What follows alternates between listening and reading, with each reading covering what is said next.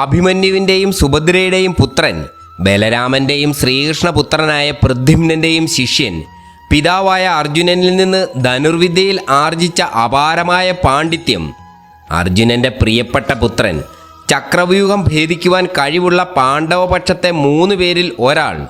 അഭിമന്യുവിനെ കൂടാതെ അർജുനനും ശ്രീകൃഷ്ണനും മാത്രമായിരുന്നു ചക്രവ്യൂഹം ഭേദിക്കുവാൻ കഴിയുമായിരുന്നത്. എന്നാൽ ചക്രവ്യൂഹത്തിൽ നിന്ന് പുറത്തു കടക്കുവാൻ ബാലനായ അഭിമന്യുവിന് അറിയുമായിരുന്നില്ല.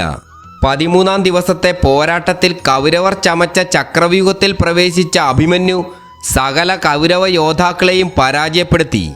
കേവലം 16 വയസ്സ് മാത്രമുണ്ടായിരുന്ന ആ ബാലകനെ പരാജയപ്പെടുത്തുവാൻ ഒടുവിൽ കൗരവ നിരയിലെ മഹാരഥന്മാർ ഒന്നിച്ചു പോരാടേണ്ടി വന്നു. സകല യുദ്ധ നിയമങ്ങളും തെറ്റിച്ചായിരുന്നു കൗരവർ ആ ബാലകനെ വധിച്ചത്. മഹാഭാരതത്തിലെ കരുത്തനായ അഭിമന്യുവിൻ്റെ ആയുധങ്ങൾ. ഏവർക്കും ഇതിഹാസ എപ്പിക്കിലേക്ക് സ്വാഗതം. മഹാഭാരതത്തിലെ ഏറ്റവും ശക്തരായ പോരാളികളിൽ ഒരാളായിരുന്നു അഭിമന്യു. അവൻ്റെ ശക്തിയായിരുന്നു തൻ്റെ പിതാവും മഹാവീരനുമായ അർജുനൻ്റെ യുദ്ധ നൈപുണ്യവും പോരാട്ട വീര്യവും. നന്നേ ചെറുപ്പത്തിൽ തന്നെ അഭിമന്യു തൻ്റെ ധനുർവിദ്യാ പാടവത്തിൽ ഏവരുടെയും പ്രശംസ നേടിയിരുന്നു.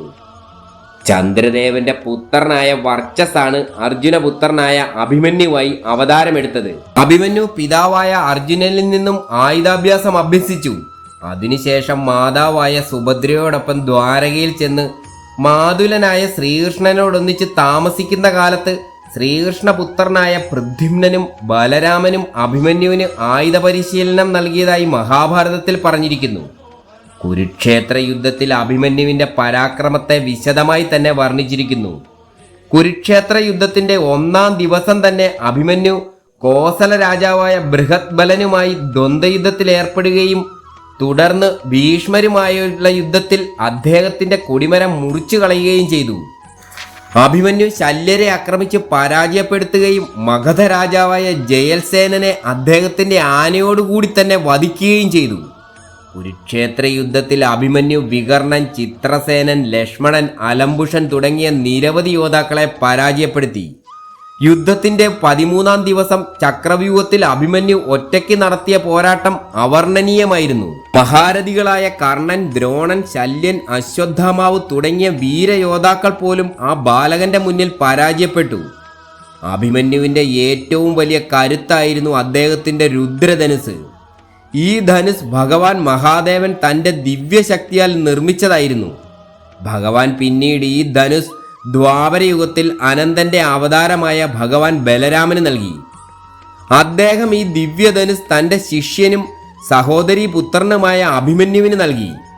ഈ ദിവ്യധനുസിൽ നിന്ന് ഏത് ദിവ്യാസ്ത്രവും തൊടുക്കുവാൻ സാധിക്കുമായിരുന്നു. രുദ്രധനുസിൽ നിന്ന് തൊടുക്കുന്ന അസ്ത്രങ്ങൾ അത്യന്തം വിനാശകാരികളായിരുന്നു. കൗരവരുടെ വിശാലമായ സേനയ്ക്ക് കനത്ത നാശം വിതയ്ക്കുവാൻ അഭിമന്യുവിൻ്റെ രുദ്രധനുസിന് സാധിച്ചു. ചക്രവ്യൂഹം ഭേദിക്കുവാനും വ്യൂഹത്തിനുള്ളിൽ കടന്ന് മഹാരഥികളുമായി പോരാടുവാനും തൻ്റെ രുദ്രധനുസായിരുന്നു അഭിമന്യു ഉപയോഗിച്ചത്. അർജുനനെ പോലെ തന്നെ അഭിമന്യുവിൻ്റെ പക്കലും നിരവധി ദിവ്യാസ്ത്രങ്ങൾ ഉണ്ടായിരുന്നു. വരുണാസ്ത്രം, ആഗ്നേയാസ്ത്രം, നാഗാസ്ത്രം തുടങ്ങിയ നിരവധി ദിവ്യാസ്ത്രങ്ങൾ ഉണ്ടായിരുന്നു. എങ്കിലും പാശുപതാസ്ത്രം, നാരായണാസ്ത്രം, ബ്രഹ്മാസ്ത്രം തുടങ്ങിയ മാരകാസ്ത്രങ്ങൾ അഭിമന്യുവിൻ്റെ പക്കലില്ലായിരുന്നു. അഭിമന്യുവിൻ്റെ പക്കലുണ്ടായിരുന്ന ഒരു ദിവ്യാസ്ത്രമായിരുന്നു പ്രജന്യാസ്ത്രം. ഈ അസ്ത്രം പ്രയോഗിച്ചാൽ ശക്തമായ മഴയും ശക്തമായ മിന്നൽ പിന്നലും ശത്രുവിനുമേൽ പതിക്കും. ആഗ്നേയാസ്ത്രം അഗ്നിദേവന്റെ ശക്തമായ അസ്ത്രമാണ്.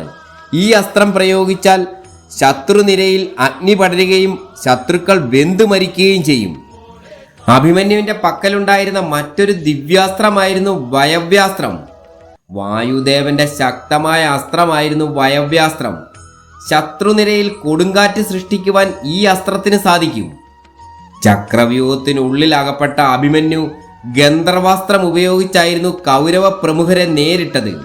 അഭിമന്യുവിൻ്റെ ശൗര്യത്തിന് മുന്നിൽ പിടിച്ചു നിൽക്കുവാൻ കൗരവ പ്രമുഖർക്ക് സാധിക്കാതെ വന്നപ്പോൾ കൗരവ നിരയിലെ എല്ലാ മഹാരഥന്മാരും ഒന്നിച്ചു പോരാടിയായിരുന്നു ആ വീരയോദ്ധാവിനെ വധിച്ചത്.